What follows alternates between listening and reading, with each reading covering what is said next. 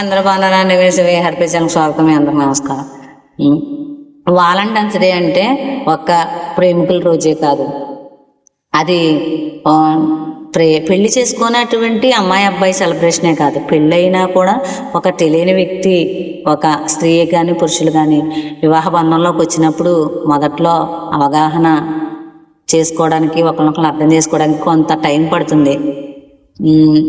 Couples celebration కూడా ఈ Valentine's day చక్కగా చేసుకుంటే అందంగా ఉంటుంది. అలాగే ఏదైనా ఒక బంధంలోకి వచ్చే ముందు ప్రేమ ఒకటే ఉంటే సరిపోదు, సాక్రిఫైస్ ఉండాలి.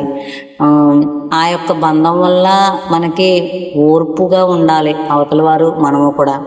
ఒకవేళ వాళ్ళు మనకు అనుగుణంగా మారకపోయినా మనమే ఎదుటి వారికి అనుగుణంగా మారాల్సి ఉంటుంది. అదే నిజమైన స్వచ్ఛమైన ప్రేమకు గుర్తు. ఒక్క ఫిబ్రవరి 14 కాదు, వాలంటైన్స్ డే రోజు జరుపుకోవాలి. ఎందుకంటే ఈ యొక్క వివాహ బంధంలోనే కాదు, మానవ జీవితంలో అమూల్యమైనది ఈ యొక్క ప్రేమ. అది వెలకట్టలేనిది.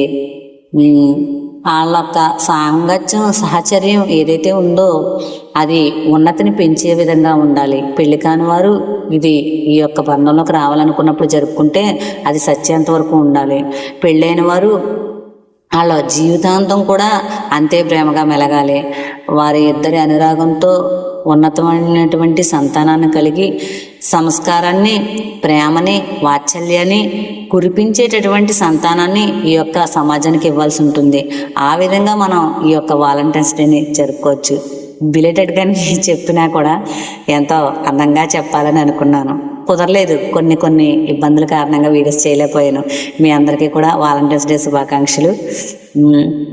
అలాగే కూడా ఈశ్వరుడు అందరి మధ్య కూడా అమూల్యమైనటువంటి ప్రేమను ఉంచాలి. ఈ కాన్సెప్ట్ నచ్చితే హర్పిచండి, లైక్ చేయండి, షేర్ చేయండి. బాయ్. చంద్రబాబు నివేశవే హర్పిచలకు స్వాగతం. మీ అందరికి నమస్కారం.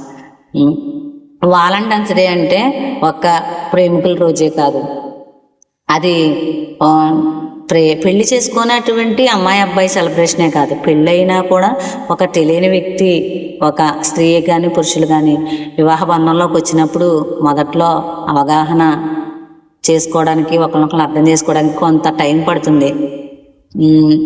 కపుల్స్ సెలబ్రేషన్ కూడా ఈ వాలంటైన్స్ డే చక్కగా చేసుకుంటే అందంగా ఉంటుంది. అలాగే ఏదైనా ఒక బంధంలోకి వచ్చే ముందు ప్రేమ ఒకటే ఉంటే సరిపోదు, సాక్రిఫైస్ ఉండాలి. ఆ యొక్క బంధం వల్ల మనకి ఓర్పుగా ఉండాలి అవతల వారు, మనము కూడా. ఒకవేళ వాళ్ళు మనకు అనుగుణంగా మారకపోయినా మనమే ఎదుటి వారికి అనుగుణంగా మారాల్సి ఉంటుంది. అదే